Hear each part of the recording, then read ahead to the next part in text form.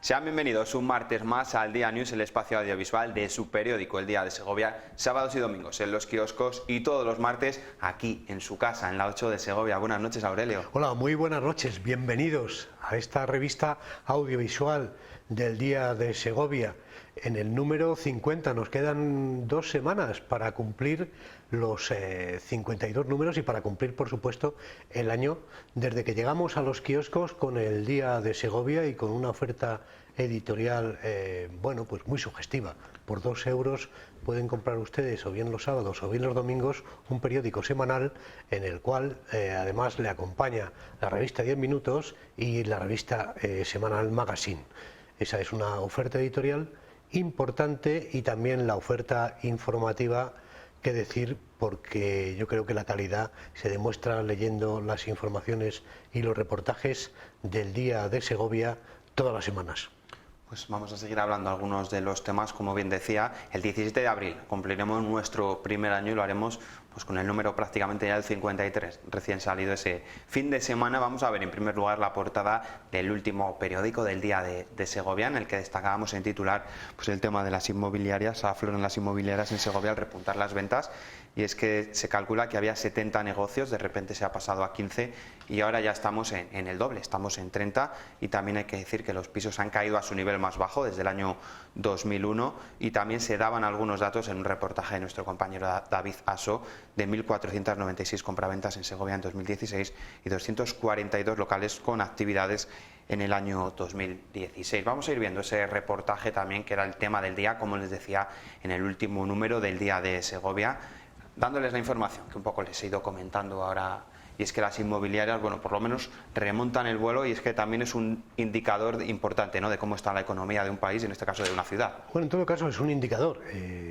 Desde luego se eleva el número de ventas poco a poco, también relacionado con la presencia y la apertura de más agencias que se dedican a la transacción, a esta compra-venta de pisos, alquileres, bien, pues de intermediarios entre los propietarios y los futuros compradores o futuros inquilinos.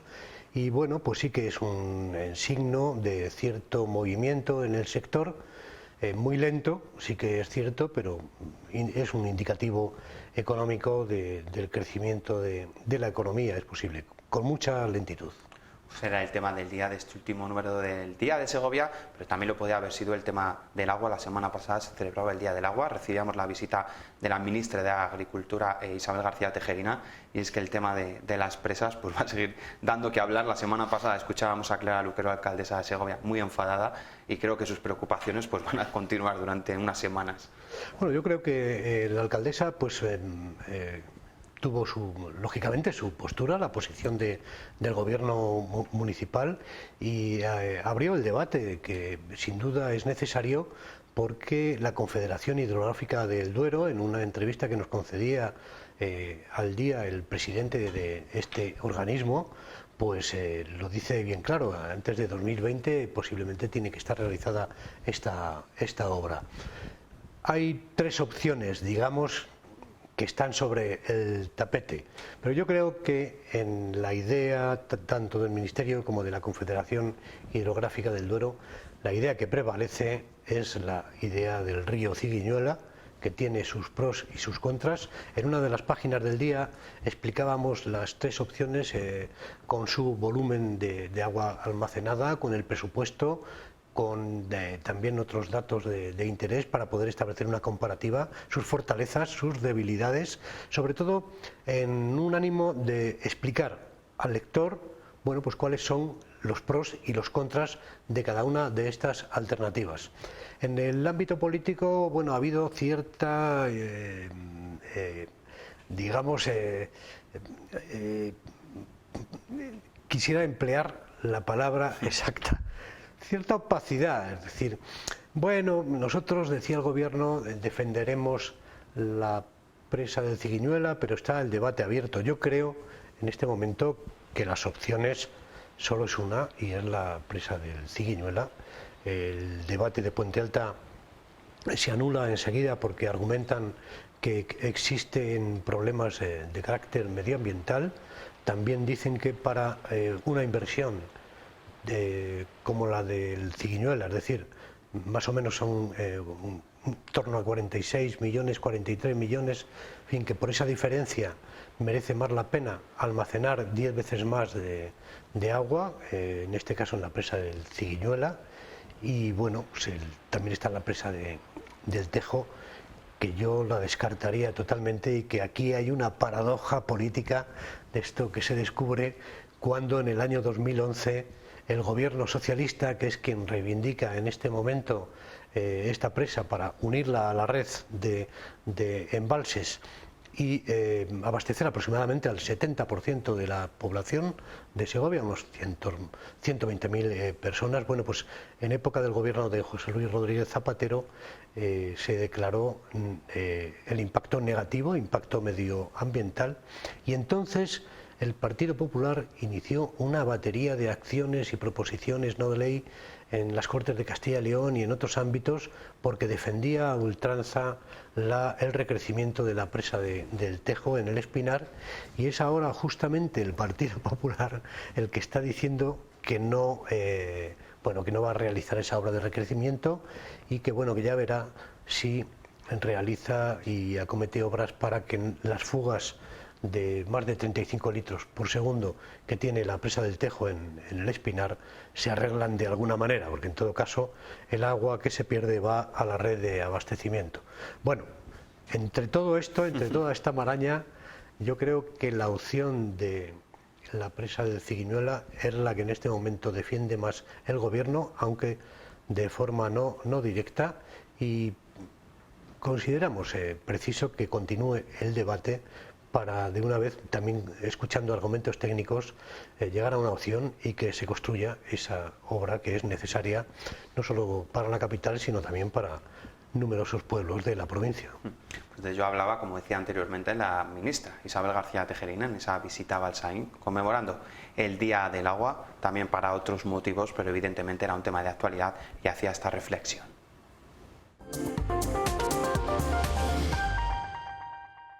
Daremos toda la información al ayuntamiento con todo rigor, con toda la transparencia, considerando todos estos aspectos que todos son necesarios. Hay que considerar los aspectos técnicos, los jurídicos, los económicos, los medioambientales, y sobre esa base de esos estudios poder tomar una decisión que sea finalmente viable, es decir, que no haya ninguna de estas consideraciones que lo haga imposible, porque lo que sí que es cierto es que los ciudadanos de Segovia requieren más agua, y también que desde luego desde el Ministerio somos muy conscientes que las soluciones, hay que dar soluciones de largo plazo, soluciones que permitan también un desarrollo económico no solamente a la capital, no solamente a la ciudad de Segovia, sino a tantos municipios del entorno de la ciudad, que es muy importante el abastecimiento para los ciudadanos. Es una zona, bueno, pues Segovia está muy cerca de Madrid, hay mucha segunda vivienda, mucha zona residencial, hay actividades económicas que también requieren de agua y que es importante considerar para no limitar y no frenar el desarrollo económico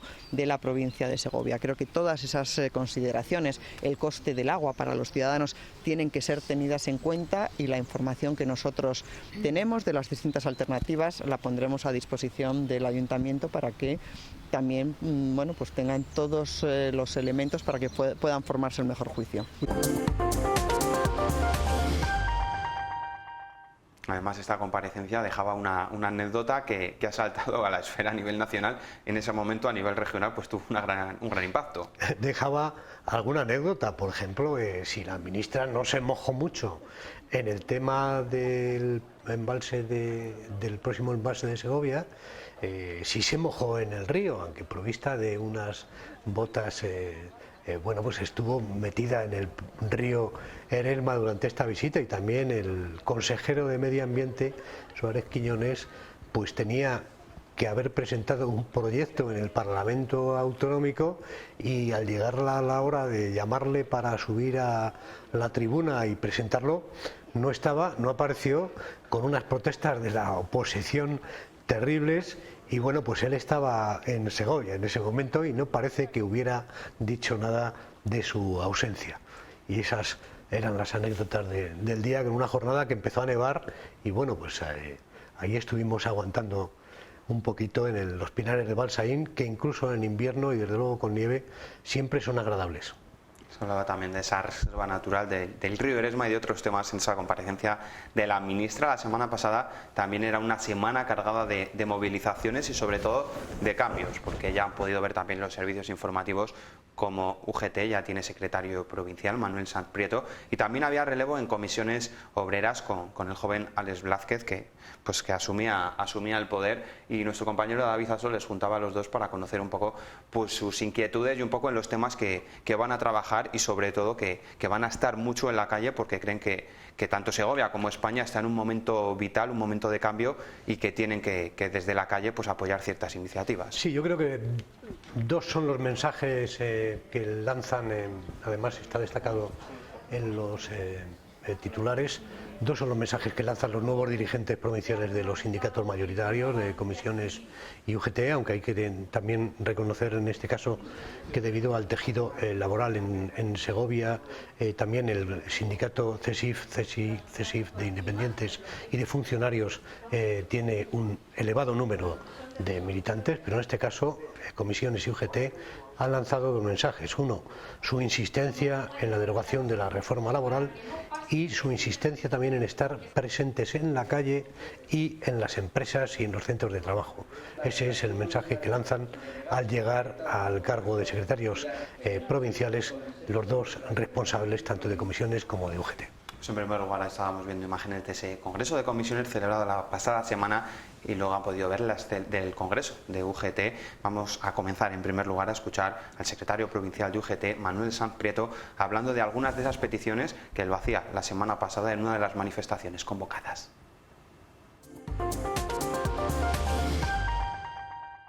La codificación del salario va en función también, entendemos, de los sectores. Ahora estamos hablando que el salario mínimo interprofesional está en 707 euros, pero que eso en una jornada continua no nos preocupa tanto eso como el tipo de contratos que se están haciendo. O sea, la precariedad laboral está extendiendo que ahora mismo la mayoría de los contratos son a tiempo parcial, con contratos a media jornada o incluso menor, con una repercusión salarial ínfima. O sea, queremos que sean unos salarios dignos, pero unos contratos también dignos que equiparen la situación de los trabajadores a la situación real de la economía de este país. Es una manifestación por una petición que quieren hacer de 35 horas de trabajo a la semana. También escuchamos los testimonios de Alex Blázquez, que sí hablaba un poco de los objetivos que tiene al frente de la Secretaría Provincial de Comisiones Obreras.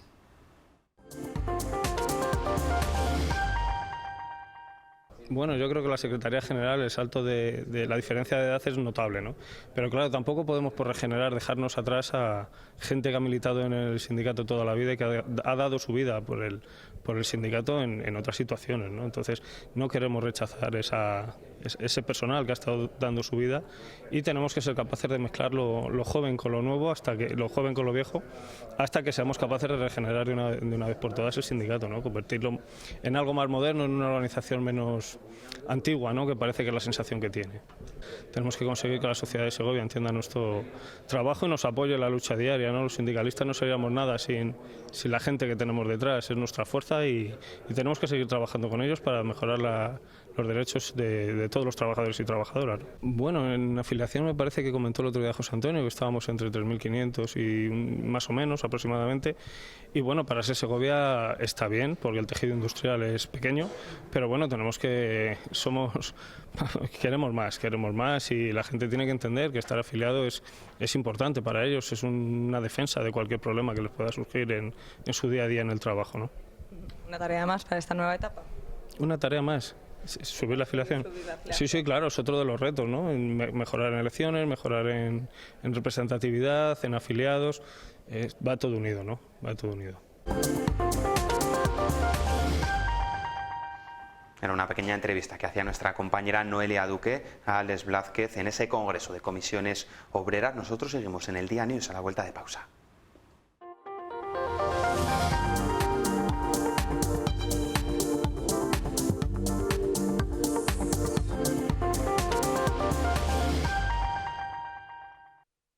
Seguimos en el Día News y vamos a ofrecerles más historias, porque precisamente el Día de Segovia es lo que trata, de contar muchas historias y que las puedan disfrutar los sábados y domingos. Esta es la revista audiovisual del Día de Segovia, que los martes, bueno, pues les ofrecemos también, después de que hayan tenido la oportunidad de leer la edición en papel, pasando por el kiosco, bien el sábado o bien el domingo, y además de llevarse una oferta editorial importante, la revista 10 Minutos, el magazine, y sobre todo buenos reportajes, buenas informaciones y en el fondo, bueno, pues un periódico de fin de semana muy deseable.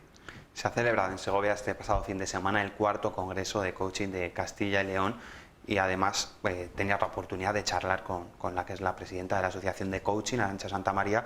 Te contaba un poco de las inquietudes y también acercaba el concepto de coaching, de coach, porque se está poniendo muy de moda en los últimos meses, quizá años, y la gente todavía lo desconoce. Así es, Arantxa Santamaría es la presidenta segoviana, presidenta de la Asociación de Castilla y León. Ha tenido un especial protagonismo durante este fin de semana y en jornadas anteriores como promotora de la reunión de todas las personas que se dedican a esta actividad. En teoría, bueno, pues digamos a la preparación, al entrenamiento de las personas, de ahí viene la palabra.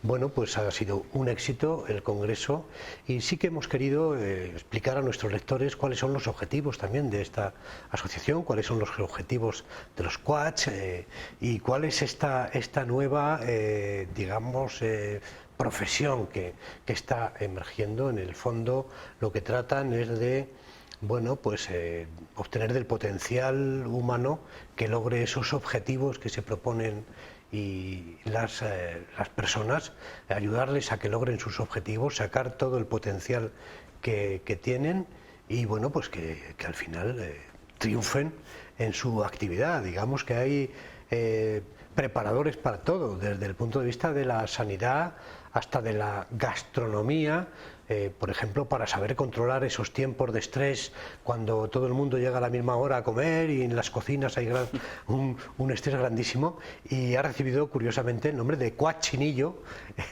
En el Congreso ha habido numerosas participaciones de profesionales donde se han abordado este tema desde diversas ópticas y diversos sectores, y eso es lo que quisimos explicar y lo que nos cuenta ahora para el Día News la presidenta de la Asociación de Castilla y León, Arantxa Santamaría.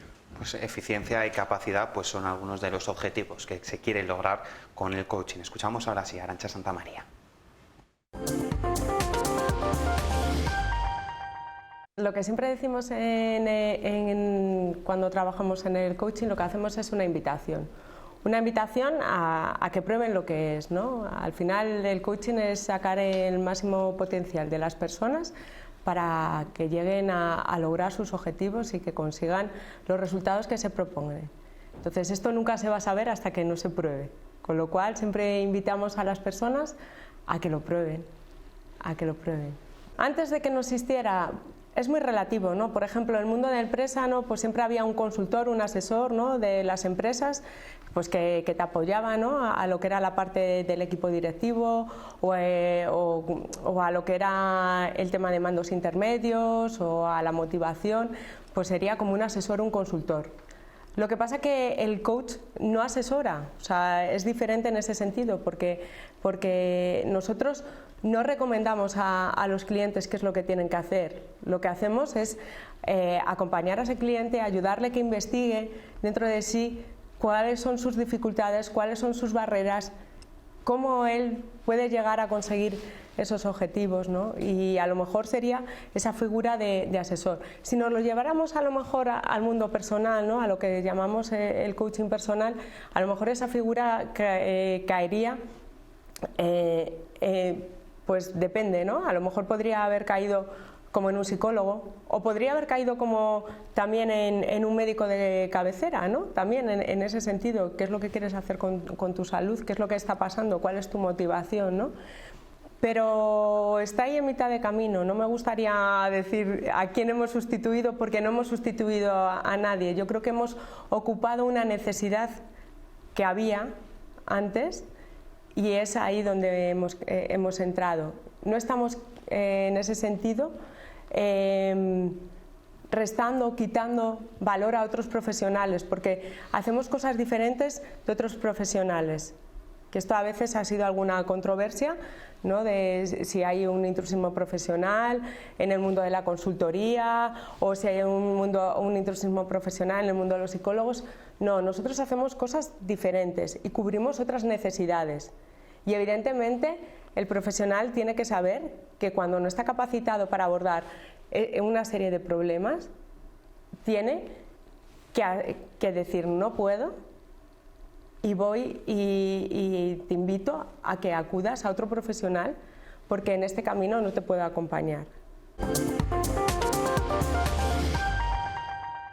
El coaching, una actividad que se está valorando y mucho y muy bien, sobre todo por el gran trabajo, sobre todo esa capacidad de esfuerzo, sacrificio, eficiencia, pues se consiguen sacar de los grupos. Siempre en la recta final de este programa del Día News nos gusta hablar un poco, girar a la provincia, y en esta ocasión les vamos a hablar del Castillo, del condado de Castellnovo, que lleva mucho tiempo dando que hablar y bueno, ahora parece que en este mes de abril lo va a volver a hacer, y por buenas noticias. No tenemos muy claro todavía si fue, o no tienen claro los historiadores, si fue Abderramán I en el siglo VIII quien mandó construir este castillo de Castellnovo, que está en un estado muy bueno, pero sí que parece que donde adquirió el gran esplendor fue en el medievo, en el siglo XV, con los reyes de Castilla.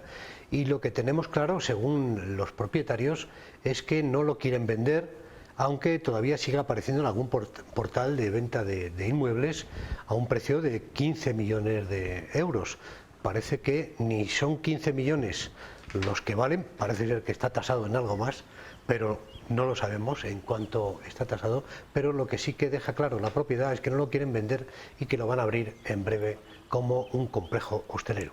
Es un complejo turístico que abrirá sus puertas en el mes de abril, contando con restaurantes, salones para banquetes, también con una gran capacidad para comensales, y muchísimos más detalles de este gran complejo, como decía, el Castillo de Castellnovo, que podrá abrir de nuevo sus puertas y ya despejará, o esperemos que lo haga definitivamente, pues esa inquietud acerca de su posible venta a 15 millones de euros. La verdad que ha sido un tema del que se ha hablado mucho, sobre todo en internet y en redes sociales. También llegamos a la recta final, como decía antes del programa, y siempre les mostramos fotografías curiosas que nos envían los espectadores o que a nosotros mismos nos han parecido curiosas.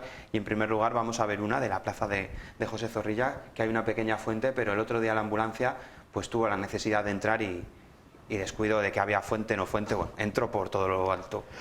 Bueno, no sabemos si tuvieron precaución, y al menos no hubo que lamentar un choque contra la fuente, pero bueno, hay veces que las emergencias lo que obligan a hacer a las personas que trabajan en este tipo de servicios es incluso malabares como para llegar a tiempo y sobre todo poder atender, incluso salvar vidas a las personas, ¿no?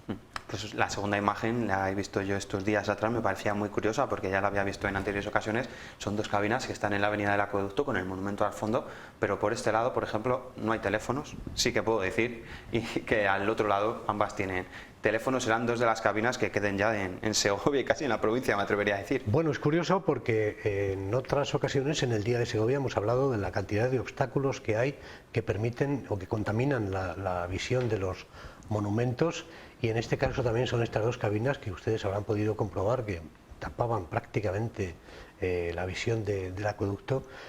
Telefónica, o la compañía Movistar en este caso, ya ha anunciado que iba a retirar las cabinas de teléfono, y bueno, pues serán las últimas de Filipinas, por decirlo de alguna manera, y no es la famosa cabina de la película de Antonio Mercero en la que se quedó encerrado José Luis López Vázquez, porque estas cabinas ya estaban abiertas y, como han podido comprobar, bueno, pues ya incluso sin teléfono.